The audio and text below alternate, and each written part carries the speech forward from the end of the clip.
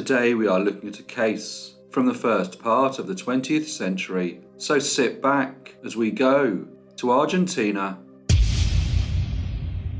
In the second part of the 19th century and the early 20th century, Argentina saw an unprecedented surge in migration, particularly to its vibrant capital, Buenos Aires.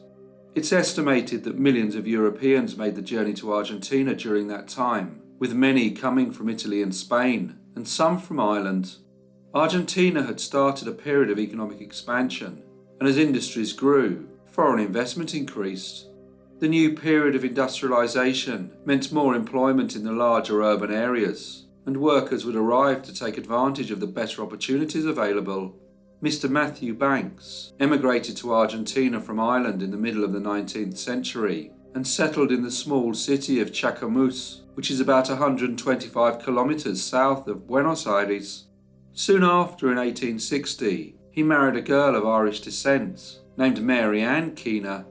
Matthew was determined to take advantage of all the opportunities that Argentina had to offer.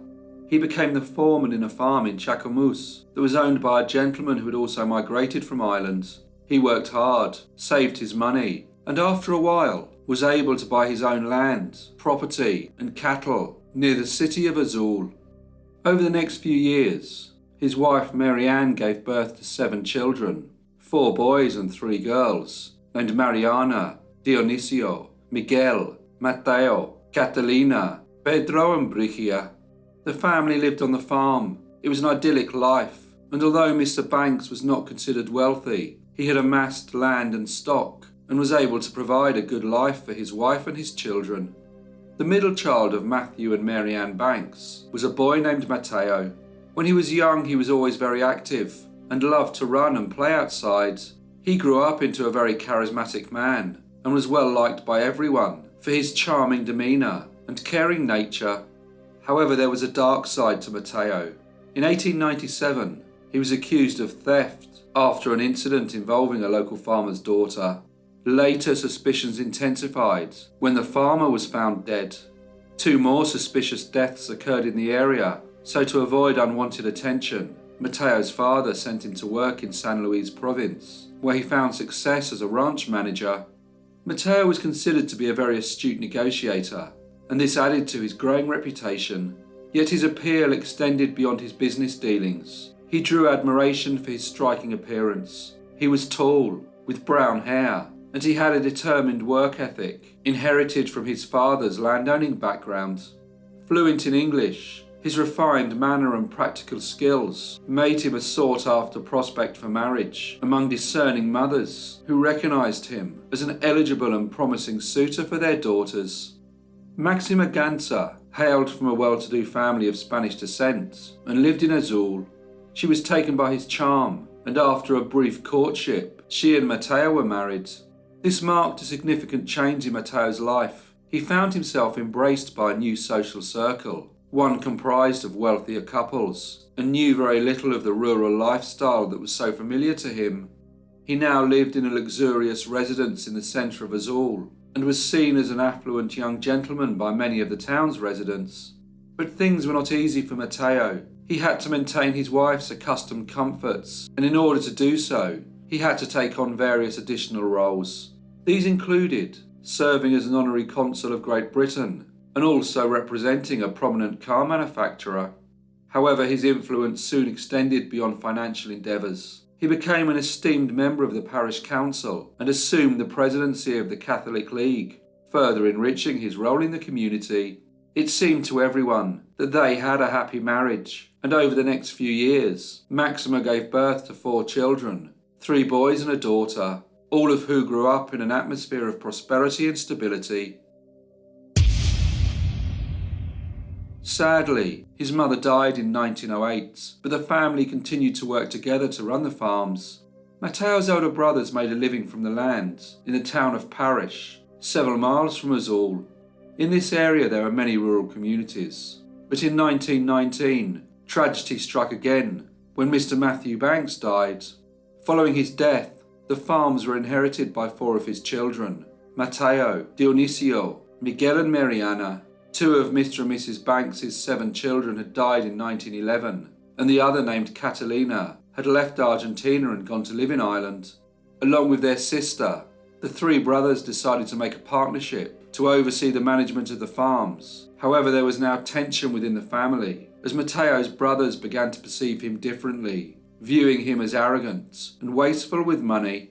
This perception was not altogether untrue, as although Mateo was considered by everyone to be a devoted husband, father, and prominent figure in the city, his spending habits had spiraled out of control.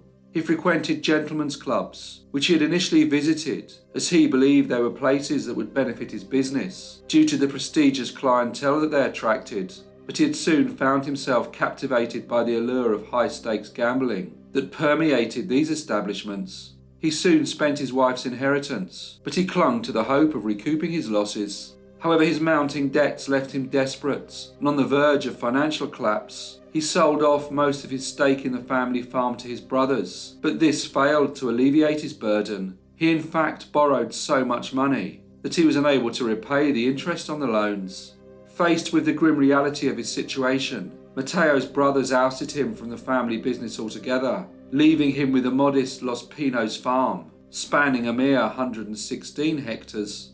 On the 11th of April, consumed by desperation, Mateo resorted to forging his brother's signature and presenting falsified certificates to sell numerous heads of cattle on Dionisio's farm. Despite not really harbouring malicious intent, his gambling addiction had taken control, leading him down a path of deceit and betrayal. A week later, on the 18th of April, Mateo set off early to catch a train to the town of Parish. He was accompanied by a young woman who had been employed to work in domestic service for his sister. Arriving at the station, they proceeded to the El Trebol farm, where the young woman was introduced to her new mistress. Following this, Mateo made his way to the nearby Los Pinos farm, where he met his brother Dionisio, who was mending a fence. Despite their recent issues, the brothers talked and tried to resolve their differences. Later that day, Mateo went to Buena Suerte farm, where Dionisio and his family lived.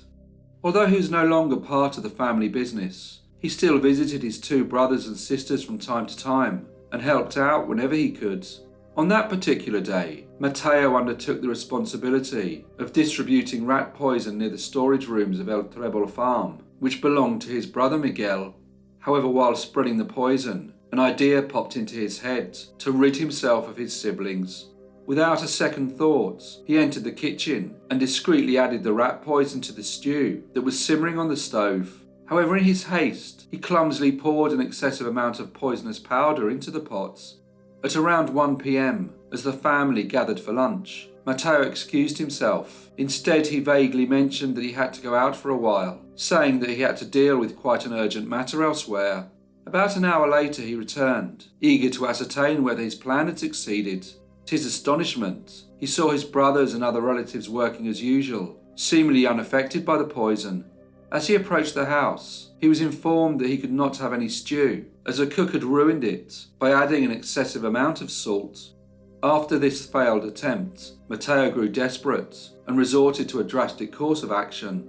While his brother Dionisio and niece Sarita were engaged in their daily tasks on the farm, he lurked nearby, ensuring the coast was clear, before retrieving his Winchester rifle.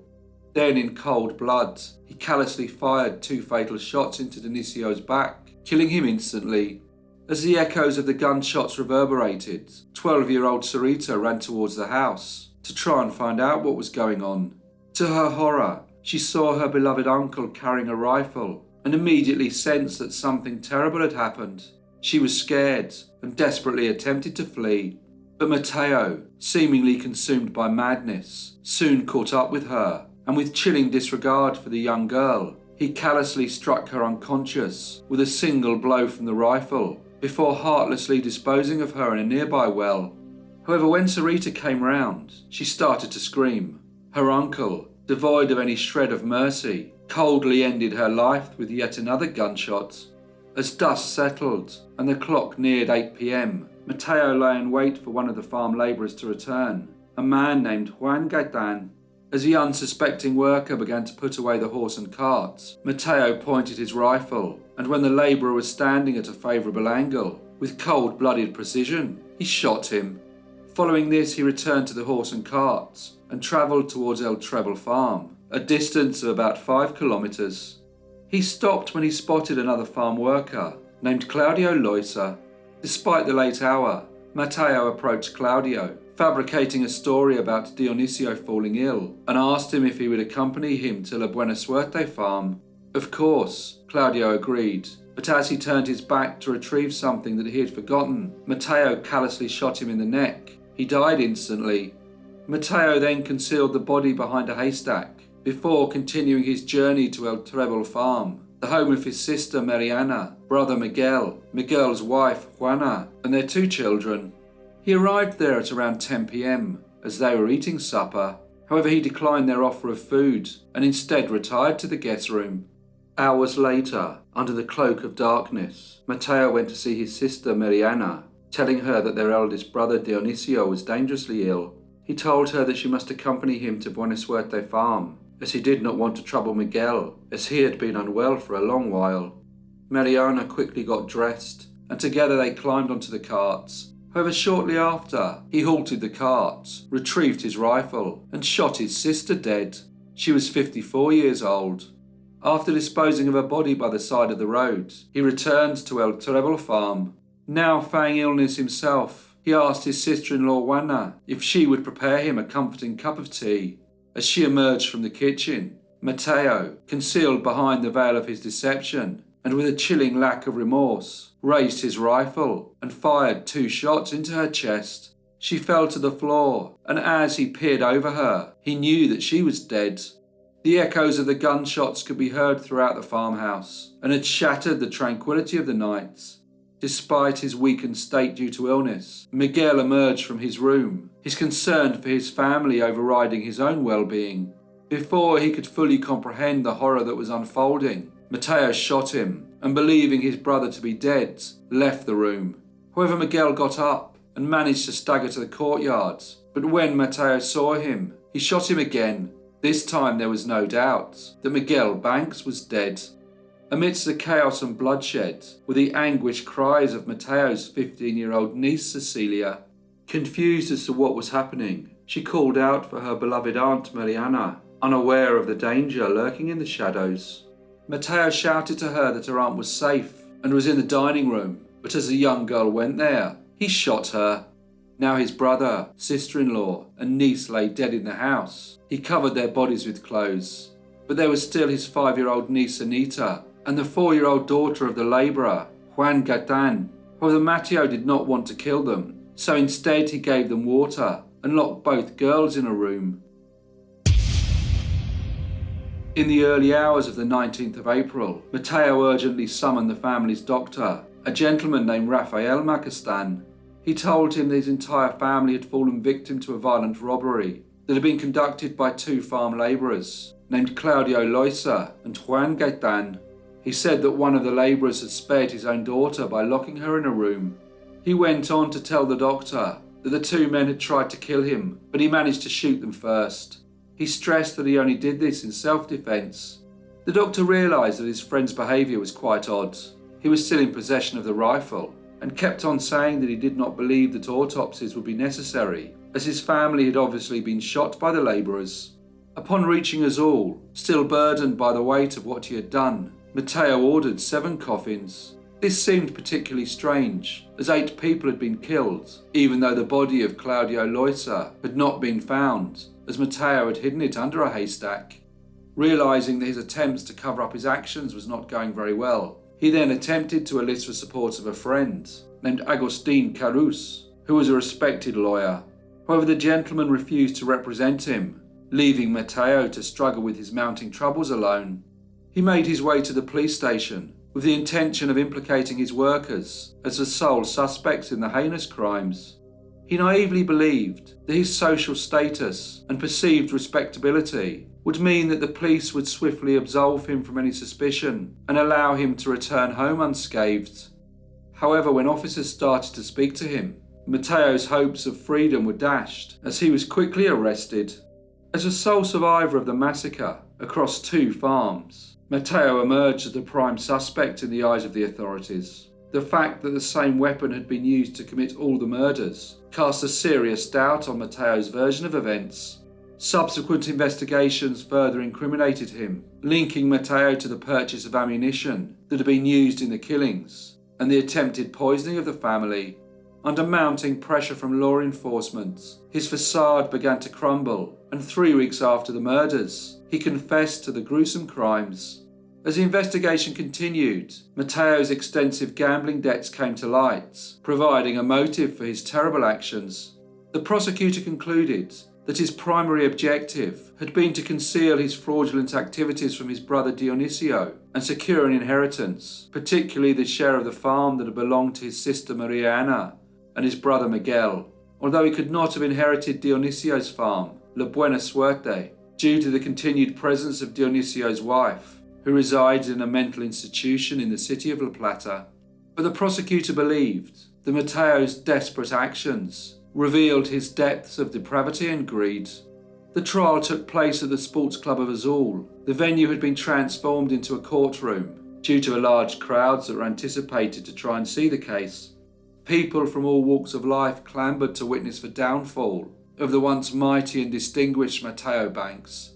Facing charges of 8 premeditated murders, Mateo denied his guilt, alleging that his confession had been extracted by police under duress. However, the evidence presented by Horacio Segovia painted a damning picture of Mateo's culpability. He told how he believed that Mateo had meticulously planned each murder, driven by a desire to inherit his family's wealth. He outlined how Mateo had orchestrated the killings and then tried to shift blame onto the farm workers, Juan Gaitan and Claudio Loisa. Unable to secure representation from any reputable law firm, Mateo was defended by a young lawyer named Luis Larian, who staunchly proclaimed his client's innocence, continuing the narrative and putting the blame for the crimes on the farm workers.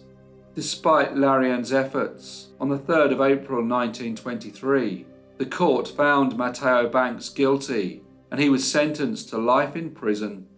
However, due to a legal technicality, the sentence was later annulled, leading to a second trial, held in the city of La Plata. For this trial, Mateo enlisted the services of the renowned lawyer, Antonio Palacios, but again he was found guilty and condemned to a life of imprisonment in the maximum security prison in Ushuaia. During his time in Ushuaia, situated in the Argentinian Patagonia, Mateo displayed exemplary behaviour and expressed deep remorse for his heinous deeds.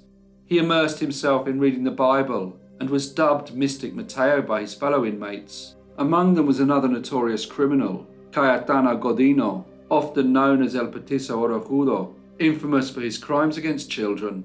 Remarkably, Mateo's good behaviour saw him serve only 26 years of his life sentence before being released, but now a free man. His life was not going to be easy. His wife had severed all ties with him, and his children had opted to change their surname. He decided to return to Azul, hoping to reintegrate into society. However, despite the passage of time, the city's residents rejected him, forcing him to depart Azul and spend his remaining days in Buenos Aires under the alias Eduardo Morgan. With the assistance of his eldest son, he secured a modest room in a guest house. But on the 28th of August 1949, when using the communal facilities of the guest house on Falcon Street, he slipped, struck his head on the bathtub, and died. He was 77 years old. Mateo Banks was buried in an unmarked grave at the La Chacarita Cemetery. Hello everyone, and thank you so much for watching. In this video I mentioned a criminal who served in a Ushuaia prison with Mateo Banks, named Cayetano Godino. His case is very well known all over Argentina, and is one that I covered in June 2021. If any of you would like to see it, I have left a link below. As usual, please leave any comments or feedback you may have, and I hope to see you all again in the next brief case.